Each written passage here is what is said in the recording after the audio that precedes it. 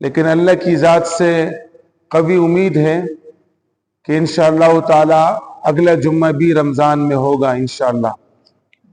تو زیادہ قوی امید یہی ہے کہ اگلا جمعہ جو ہے وہ رمضان مبارک میں ہو، لیکن اگر اگلا جمعہ نہ ہو تو پھر آج کا جمعہ آخری جمعہ ہوگا۔ رمضان کے مہینے کے آخری جمعے کو جمعۃ الوداع کہتے ہیں۔ یہ جو جمعۃ الوداع کا جو کانسیپٹ ہے، جو خصوصاً پاکستان، انڈیا، بنگلہ دیش، یہ اس طرف کے جو ممالک کے اس میں ہے، اس کا ایک بنیادی مقصد صرف یہ ہے کہ گویا کہ یہ وہ جمعہ ہے کہ رمضان کا آخری جمعہ ہے اور اس کے بعد پھر رمضان میں جمعہ کا دن شامل نہیں ہوگا۔ تو ایک تو جمعے کی فضیلت، پھر رمضان مبارک کے مہینے کی فضیلت، پھر طاق دن کی فضیلت، تو کئی ساری چیزیں جمع ہوتی ہے اور ایک میسج دیا جاتا ہے کہ یہ مبارک مہینہ اب آپ سے رخصت ہونے والا ہے، لہٰذا اس مہینے کی عبادات جو آپ نے کی ہے وہ اللہ پاک سے قبول کروائے، اور جو کمی کوتاہی ہوئی ہے تو اس پہ اللہ پاک سے معافی کریں اور اس کمی کوتاہی کی تلافی کرنے کی کوشش کریں۔ عموماً جمعۃ الوداع کے موقع پر جو سب سے اہم پیغام دیا جاتا ہے وہ یہ ہے کہ اس کو شکر کا دن اور فکر کا دن کہتے ہیں۔ شکر کا دن اس وجہ سے کہ اللہ رب العزت کا شکر ادا کرنا چاہیے کہ اللہ پاک نے ہمیں رمضان مبارک کے مہینے میں روزوں کی توفیق دی، کسی نے زکوٰۃ ادا کی ہوگی تو زکوٰۃ کی ادائیگی کی توفیق دی، نماز کی ادائیگی کی توفیق دی، اور دوسرے جتنے بھی عبادات فرائض اور نوافل وغیرہ اس کی ادا کرنے کی توفیق دی، تو اس پہ اللہ پاک کا شکر ادا کرنا چاہیے، کیونکہ اللہ رب العزت کی طرف سے ضابطہ ہے کہ لئن شکرتم لازیدنکم، کہ اگر تم میرا شکر کرو گے تو میں تمہیں اور زیادہ دوں گا، وَلَئِن كَفَرْتُمْ، اور اگر تم ناشکری کرو گے تو ان عذابی لشدید، میرا عذاب سخت ہے۔ تو پہلا حق یہ بنتا ہے کہ اللہ رب العزت کا شکر ادا کیا جائے کہ اللہ پاک نے ہمیں عبادت کی توفیق دی، کیونکہ کئی سارے لوگ دنیا میں ایسے ہوتے ہیں کہ وہ عبادت کرنا چاہے تو بھی نہیں کر سکتے۔ ایک شخص ہے، بیمار ہے، چارپائی پہ پڑا ہے، بڑی خواہش ہے اس کی کہ میں کھڑے ہو کے نماز پڑھوں اور سجدہ کروں اللہ کے سامنے، لیکن چاہتے ہوئے بھی نہیں کر سکتا۔ تو یہ اللہ کی طرف سے توفیق اور اس کے بعد پھر جو ہے نا اس عمل کے کرنے کا موقع فراہم کرنا، یہ اللہ کی طرف سے بہت بڑی نعمت ہے۔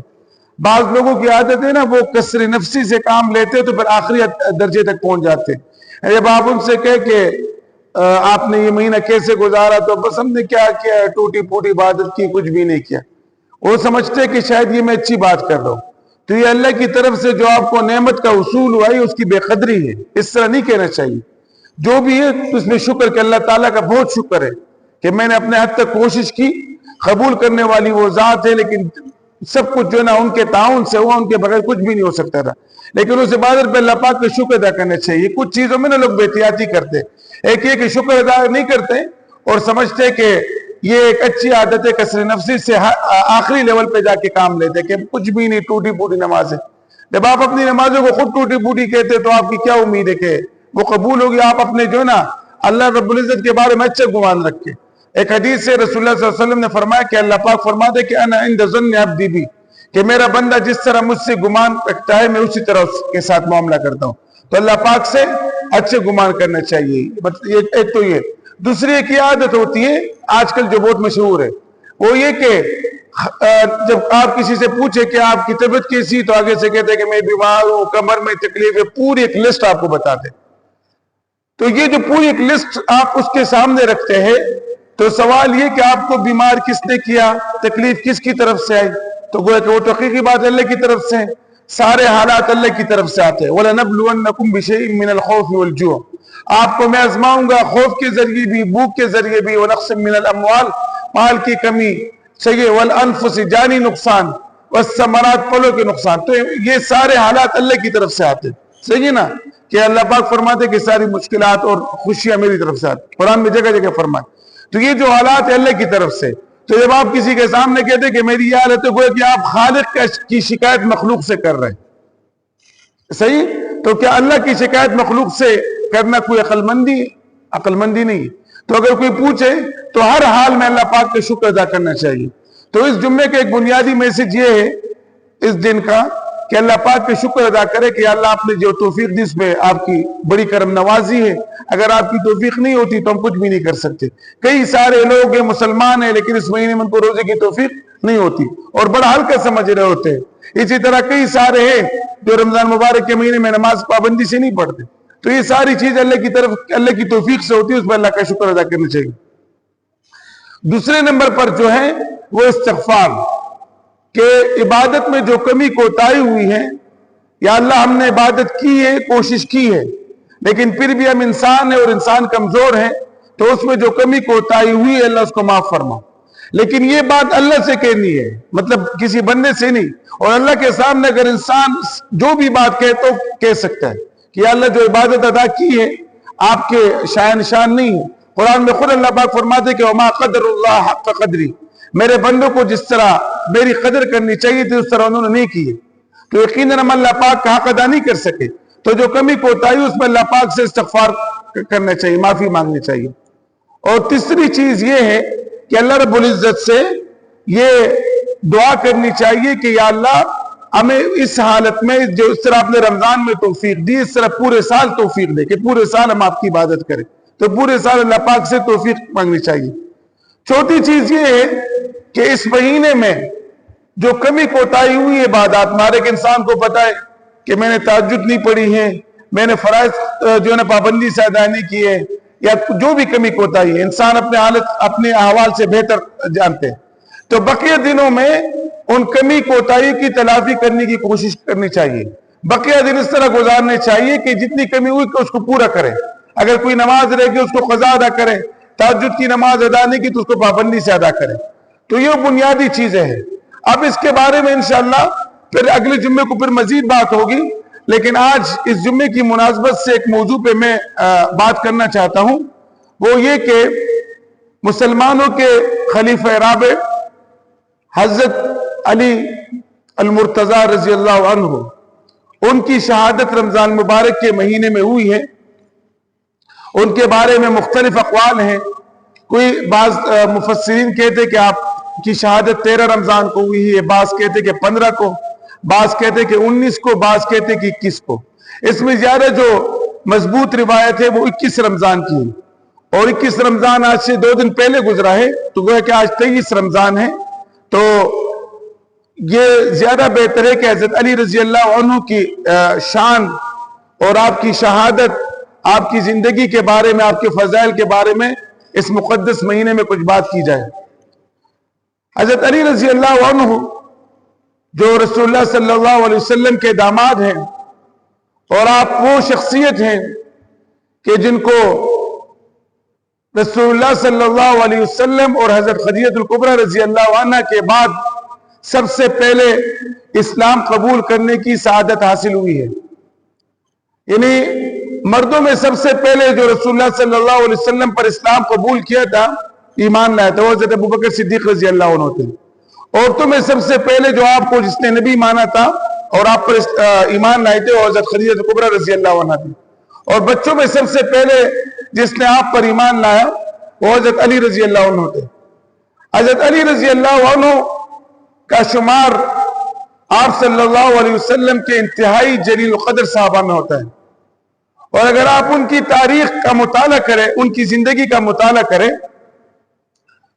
تو جو محبت اللہ پاک نے ان کو اللہ کے حکم سے رسول اللہ صلی اللہ علیہ وسلم نے جو محبت علی رضی اللہ عنہ کو دی ہے، تو اتنی مثالیں ہیں، اس کی اتنی مثالیں ہیں کہ اگر آدمی اس میں کوئی کتاب لکھنا چاہے تو بھی کتاب اس کا حق ادا نہیں ہوتا۔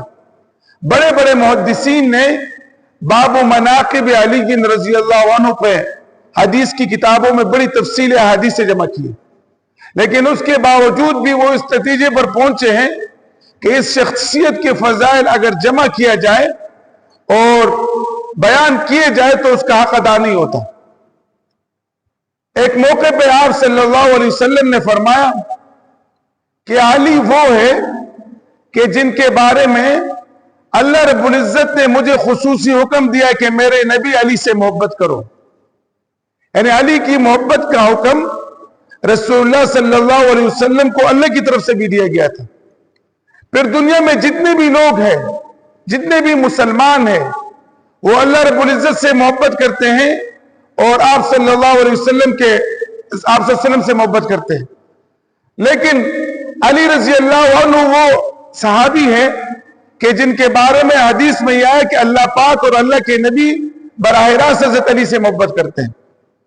آپ کا شمار اہل بیت میں ہوتا ہے اور آپ کے بارے میں ایک بڑا جامع اور مفصل خطبہ رسول اللہ صلی اللہ علیہ وسلم نے غدیر خم کے موقع پہ فرمایا تھا. غدیر خم کا ایک بڑا مشہور واقعہ ہے جو 18 ذی الحجہ کو پیش آیا. اس واقعے میں آپ کی ایک بڑی فضیلت بیان ہوئی ہے. اس واقعے کا خلاصہ یہ ہے کہ جب رسول اللہ صلی اللہ علیہ وسلم حجۃ الوداع کے موقع پہ تشریف لے جا رہے تھے تو آپ نے اس سفر سے پہلے آپ نے حضرت علی رضی اللہ عنہ سے فرمایا آپ کو یمن کی طرف بھیجا, اور علی رضی اللہ عنہ کو حکم دیا کہ یمن کے جو محصولات ہیں ان کو اصول کر کے ان کو لوگوں میں تقسیم کر دے اور جو بیت المال کا حصہ ہے وہ بیت المال میں جمع کر دے, پھر میرے پاس جو ہے وہ حجۃ الوداع پر تشریف لائے. تو علی رضی اللہ عنہ نے جب وہ سارے کام کیے تو جب آپ صلی اللہ علیہ وسلم کے پاس آئے تو کچھ حضرات رسول اللہ صلی اللہ علیہ وسلم کی خدمت میں آئے اور انہوں نے کچھ شکایت کی علی رضی اللہ عنہ کی تقسیم کے بارے میں, ان پہ کچھ اعتراضات کیے. آپ صلی اللہ علیہ وسلم نے ان حضرات کو اپنے پاس بٹھایا اور ان کو ساری بات سمجھا دی. ان کو یہ بات بتائی کہ علی نے جو تقسیم کی ہے وہ بالکل صحیح تقسیم ہے, بلکہ علی کا حصہ اس سے بھی زیادہ بنتا تھا, انہوں نے کم حصہ لیا ہے. لہٰذا آپ لوگ علی کے بارے میں اگر آپ لوگوں کے دل میں کوئی بات ہے تو ان کو نکال دو اور علی سے محبت کرو. اس کے بعد جو حضرات رسول اللہ صلی اللہ علیہ وسلم کے پاس آئے تھے ان کا دل علی رضی اللہ عنہ کی محبت سے بھر گیا. لیکن جب حجۃ الوداع سے آپ فارغ ہوئے اور واپسی کے سفر میں تھے تو آپ کو کچھ اس طرح محسوس ہوا کہ اس سفر میں بھی کچھ باتیں ہو رہی ہیں. تو آپ صلی اللہ علیہ وسلم نے اس بات کی ضرورت محسوس کی کہ علی رضی اللہ عنہ کی صداقت, مقام اور مرتبے کو سارے صحابہ کرام کے سامنے بیان کیا جائے. تو غدیر خم پہ جب آپ پہنچے, مکہ اور مدینہ کے درمیان ایک جگہ ایک مقام ہے, آپ نے وہاں سارے صحابہ کو جمع کیا اور ان صحابہ کے سامنے ایک تفصیلی خطبہ آپ نے دیا, اور اس خطبے میں آپ نے جو ہے علی رضی اللہ عنہ کے بڑے فضائل بیان کیے.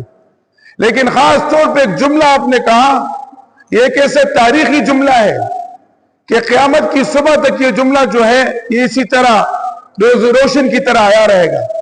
آپ صلی اللہ علیہ وسلم نے فرمایا کہ اللہم من کنت مولاہ فہذا علی مولا, اللہم والی مولا, اللہم عادی من عادا. آپ کے اس مبارک جملے کا مطلب یہ ہے کہ یا اللہ میں جس کا مولا ہوں تو علی بھی اس کا مولا ہے. پھر آپ نے اللہ پاک سے دعا کی, اللہ رسول اللہ صلی اللہ علیہ وسلم نے سے دعا کی کہ یا اللہ کہ جو شخص علی سے محبت کرے آپ اس سے محبت کر, اور یا اللہ جو شخص علی سے نفرت کرے, عداوت کرے, دشمنی کرے, آپ اس سے دشمنی کرے.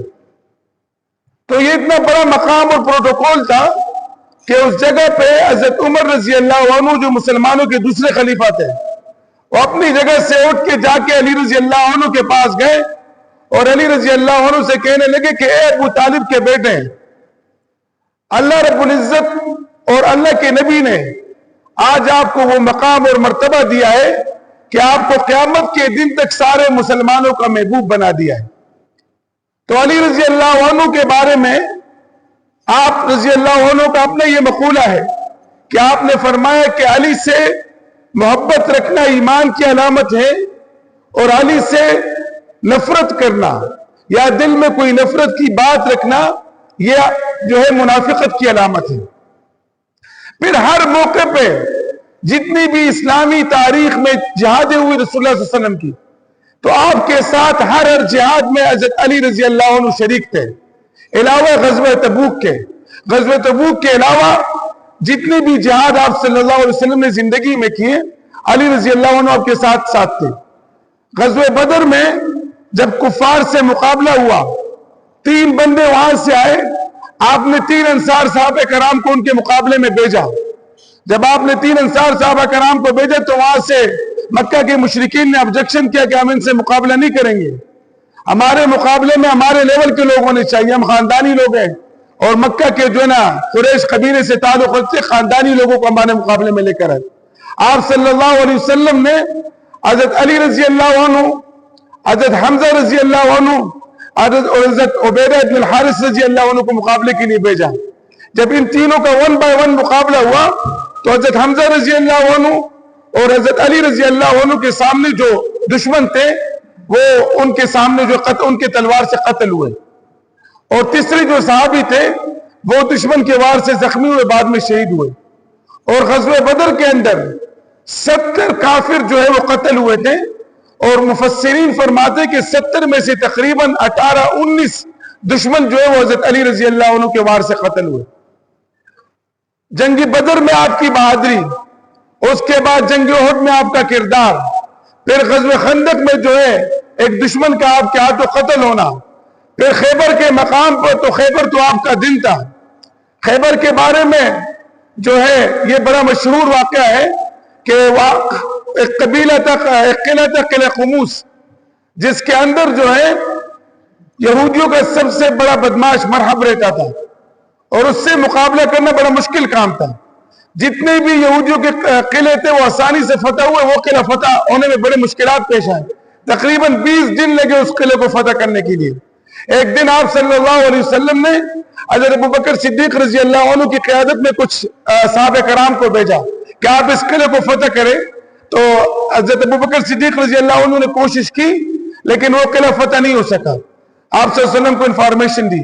آپ نے اگلے دن حضرت عمر فاروق رضی اللہ عنہ کو بھیجا. حضرت عمر فاروق رضی اللہ عنہ نے بھی اپنی کوشش کی, لیکن ابھی تک اللہ رب العزت کی طرف سے فتح کا فیصلہ نہیں ہوا تھا.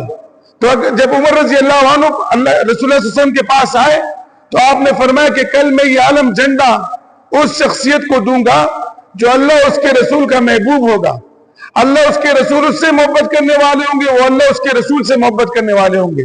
صحابہ کرام فرماتے ہیں کہ پوری رات سب کو ایک فکر لائق تھی کہ وہ کون سے خوش نصیب شخصیت ہوں گے کہ جن کو اللہ کے رسول صلی اللہ علیہ وسلم صبح کے وقت بلائیں گے اور یہ ہاتھ میں یہ جھنڈا دیں گے.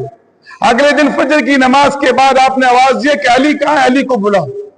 آپ صلی اللہ علیہ وسلم کو یہ خبر دی گئی کہ یا رسول اللہ ان کو اشوب چشم ہے, یعنی ان کی آنکھوں سے پانی بہ رہا ہے. آپ نے پھر بھی فرمایا کہ ان کو میرے پاس بلاؤ. جب ان کو بلایا گیا تو آپ نے ان سے پوچھا کہ آپ علی کیا مسئلہ ہے آپ کے ساتھ؟ تو انہوں نے کہا یا رسول اللہ اور کوئی مسئلہ تو نہیں ہے, صرف آنکھوں میں یہ تکلیف ہے. آپ صلی اللہ علیہ وسلم نے اپنا لعاب مبارک ہاتھ سے لے کے علی رضی اللہ عنہ کی آنکھوں میں لگا دیا, پھیر دیا. اب ایک دفعہ کیا پھیرنا تھا کہ مسلمانوں کے خلیفہ رابع کا کہنا ہے کہ قیامت موت تک پھر مجھے وہ جو ہے بیماری کے بھی لائق نہیں ہوئی. اب جب ڈاکٹر ہو محمد رسول اللہ اور پیشنٹ ہو علی المرتضیٰ اور علاج ہو 110% دیسی علاج, تو مریض کیسے ٹھیک نہیں ہوگا؟ پھر اس کے بعد علی رضی اللہ عنہ کو آپ نے کہا کہ آج آپ جائیں. علی رضی اللہ عنہ جب گئے تو مرحب جب سامنے آئے دشمن مقابلے میں, عامر ابن اقوہ رضی اللہ عنہ سے علی رضی اللہ عنہ سے درخواست کی کہ علی اگر آپ کی اجازت ہو تو میں پہلے جاؤں وار کرنے کے لیے. تو علی رضی اللہ عنہ نے کو اجازت دی کہ آپ چلے جائیں. عامر ابن اقوہ جب آگے گئے تو مرحب نے اپنی تعریف میں کوئی شعر پڑھا, اور عامر ابن اقوہ نے اپنی تعریف میں ایک شعر پڑھا. یہ عرب کے اندر ایک دستور تھا کہ دشمن کے سامنے جب ہوتے تھے تو اپنی تعریف میں کچھ اشعار پڑھا کرتے تھے. اس کے بعد عامر ابن اقوہ نے جب ان پہ وار کیا تو وہ مرحب پہ نہیں لگا بلکہ وہاں ایک پتھر پہ لگا, اور تیر واپس آیا.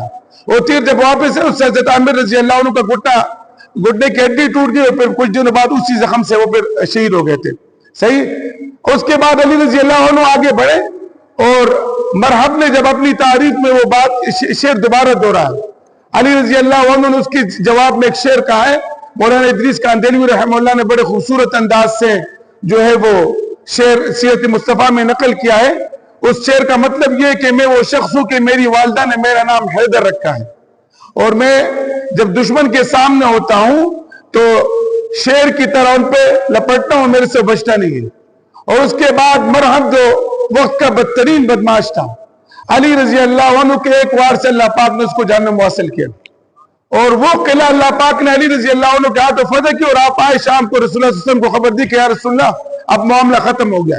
بس اس کے بعد غزوہ تبوک میں جتنے بھی آپ جہادی تھی سب میں آپ رسول اللہ صلی اللہ علیہ وسلم کے ساتھ تھے. غزوہ تبوک میں آپ نہیں گئے, اس کی وجہ یہ تھی کہ آپ کو رسول اللہ صلی اللہ علیہ وسلم نے روکا تھا. صحابہ کرام کو بڑی حیرانگی ہوئی کہ جنگ ہو اور علی ہمارے ساتھ نہ ہو, یہ کیسے ہو سکتا ہے. یعنی ایک حیرانگی ہوئی کہ آپ صلی اللہ علیہ وسلم نے کن کو روکا ہے, اس کی کیا وجہ ہے. تو جب آپ صلی اللہ علیہ وسلم نے جنگ کی ساری حکمت عملی بنائی تو پھر آپ نے علی رضی اللہ عنہ کو بلایا, اور علی رضی اللہ عنہ کو آپ نے حکم دیا کہ علی میں جا رہا ہوں تبوک کی طرف, اور آپ نے پیچھے مدینہ شہر میں رہنا, اور جو ہے نا وہاں پہ جو خواتین اور بوڑھے آپ نے ان کی حفاظت کرنی ہے. یعنی پیچھے جتنے حفاظت کا کام ہے کہ دشمن پیچھے سے کوئی نقصان نہ پہنچائے, وہ آپ نے علی رضی اللہ عنہ کی ذمہ لگائی. وہ کہ پورے مدینہ شہر کی حفاظت ایک مرد قلندر, جس کو آپ صلی اللہ علیہ وسلم نے اس قابل سمجھا کہ ایک شخص اس پورے شہر کی حفاظت کر سکتا ہے اللہ کی مدد سے, آپ نے وہ ذمہ داری علی رضی اللہ عنہ کو دی. اسی طرح جب مواخات کا موقع تھا, آپ صلی اللہ علیہ وسلم نے ایک صحابی کو, مہاجر صحابی کو بلایا اور ایک انصاری صحابی کو بلایا, ان کے درمیان بردرہوڈ ریلیشن قائم کی جس کو مواخات کہتے ہیں. جب سب کی باری چلی گئی, آخر میں ایک شخصیت باقی رہ گئے, اور وہ تھے حضرت علی رضی اللہ عنہ. علی رضی اللہ عنہ آئے اور رسول اللہ صلی اللہ علیہ وسلم سے پوچھا کہ یا رسول اللہ, ایک صحابی کے آپ نے جو ہے نا مہاجر و انصار صحابی کے آپ نے بھائی چارے کا رشتہ قائم کیا, تو میرے بارے میں آپ کا کیا حکم ہے, اب آخر میں رہ گیا ہوں. تو آپ صلی اللہ علیہ وسلم نے فرمایا کہ علی آپ کو میں نے اپنے لیے رکھا ہوا ہے, آپ کا بھائی میں ہوں, باقی صحابہ کرام کو آپس میں بھائی بنا دیا, آپ کے ساتھ بردرہوڈ ریلیشن میرا ہے. تو یہ کتنا اعزاز و پروٹوکول ہے کہ میثاق مدینہ کے موقع پہ اور ریاست مدینہ کے موقع پہ اگر کوئی صحابی رسول اللہ صلی اللہ علیہ وسلم کے بھائی ہونے کا کسی کو اعزاز حاصل ہے تو حضرت علی رضی اللہ عنہ کو. پھر جب ہجرت کے موقع پہ اللہ کی طرف سے آپ کو حکم ملا کہ آپ مکہ سے مدینہ ہجرت کے لیے, رسول اللہ صلی اللہ علیہ وسلم کو حکم ملا, انتہائی سخت ترین موقع تھا, آپ کو اپنا شہر چھوڑنا تھا, وہاں سے جانا تھا. تو آپ نے اپنے ساتھ غار یار حضرت ابوبکر صدیق رضی اللہ عنہ کو لینے کا ارادہ کیا کہ ابوبکر میرے ساتھ سفر میں ہوں گے.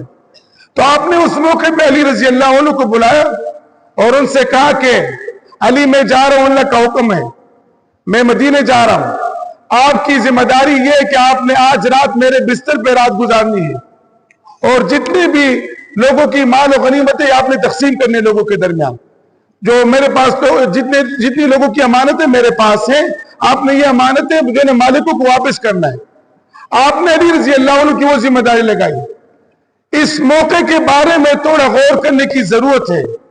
یہ وہ موقع تھا کہ جب دشمن ہر طرف سے آپ پہ حملہ کرنا چاہ رہے تھے, آپ کو پکڑنے کے لیے, رسول اللہ صلی اللہ علیہ وسلم کے بارے میں کہہ رہا ہوں کہ ان کو پکڑنے کے لیے 100 اونٹ کے انعامات مقرر تھے, اور دشمن نے یہ ٹارگٹ بنایا ہوا تھا کہ جہاں بھی آپ ہاتھ میں آپ کو شہید کیا جائے. اس موقع پہ جس شخصیت نے بہادری, غیرت مندی, جرأت اور دلیری کا مظاہرہ کیا, وہ حضرت علی رضی اللہ عنہ تھے کہ جنہوں نے رسول اللہ صلی اللہ علیہ وسلم کی بستر پہ ایسی رات گزاری.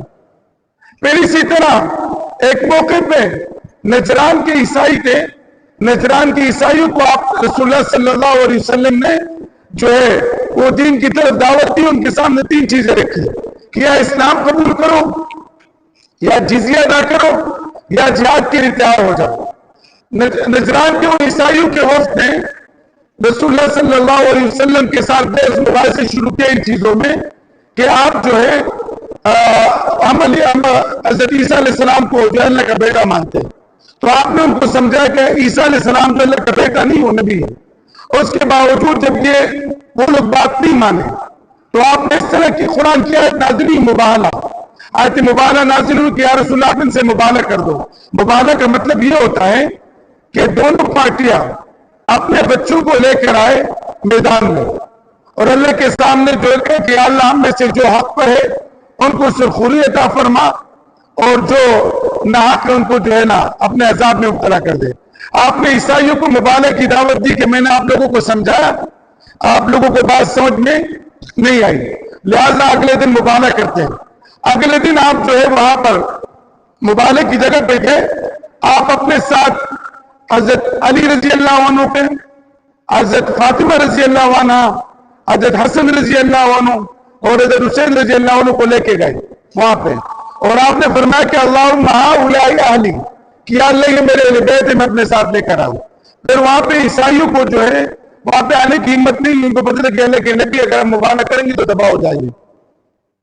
اسی طرح ایک اور موقع پر آپ جو ہے آپ فجر کی نماز کے بعد رسول اللہ صلی اللہ علیہ وسلم گھر سے باہر نکلے، جب گھر سے باہر نکلے تو ان کے اوپر ایک چادر تھی، آپ صلی اللہ علیہ وسلم کے اوپر ایک چادر تھی، آپ نے جب دیکھا سامنے سے حضرت حسن رضی اللہ عنہ آ رہے تھے، آپ نے چادر میں حسن رضی اللہ عنہ کو اندر لے لیا، اس کے بعد دیکھا حضرت حسین رضی اللہ عنہ آ رہے تھے، آپ نے اس کو بھی چادر میں اپنے ساتھ اندر لپیٹ لیا، پھر دیکھا حضرت فاطمہ رضی اللہ عنہ آ رہی تھی، آپ نے اس کو بھی چادر میں اپنے ساتھ لیا، پھر دیکھا حضرت علی رضی اللہ عنہ آ رہے تھے، آپ نے علی رضی اللہ عنہ کو جو ہے ان کو بھی اپنے ساتھ لے لیا، اور آپ نے چاروں کے لیے دعا دی، اور آپ نے فرمایا کہ اللہ یہ میرے اہل بیت ہے۔ تو یہ کتنا بڑا اعزاز ہے، قرآن مجید نے رسول اللہ صلی اللہ علیہ وسلم کے ازواج کو اہل بیت کہا ہے، اور اسی طرح رسول اللہ صلی اللہ علیہ وسلم کے خاندان جو حضرت علی رضی اللہ عنہ کے خاندان اس کو اہل بیت کہا ہے، اور رسول اللہ صلی اللہ علیہ وسلم کی کئی ساری احادیث سے جو ہے وہ یہ جو آپ صلی اللہ علیہ وسلم کا خاندان ہے، جو حضرت علی رضی اللہ عنہ کی اولاد ہے، فاطمہ، یہ سب اہل بیت میں شامل ہے۔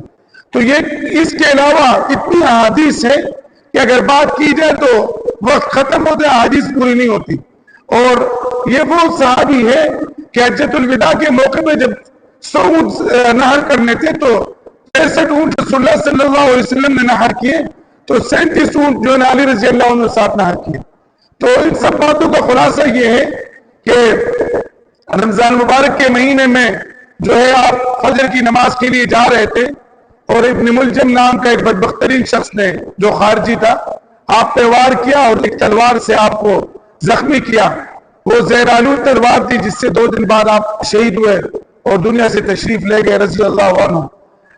آج کے اس پورے بیان کا خلاصہ یہ ہے کہ حضرت علی رضی اللہ عنہ کا کردار اور آپ کا مقام اور آپ کا مرتبہ یہ کسی تعارف کے محتاج نہیں ہے، لیکن یہ ایمان کی علامت ہے کہ ان سے محبت کی جائے، ان کی سیرت کو فالو کیا جائے، ان کی زندگی کا مطالعہ کیا جائے اور اس پر عمل کیا جائے۔ اللہ تعالیٰ ہم سب کو عمل کی توفیق دے، وآخر دعوانا الحمدللہ رب العالمین۔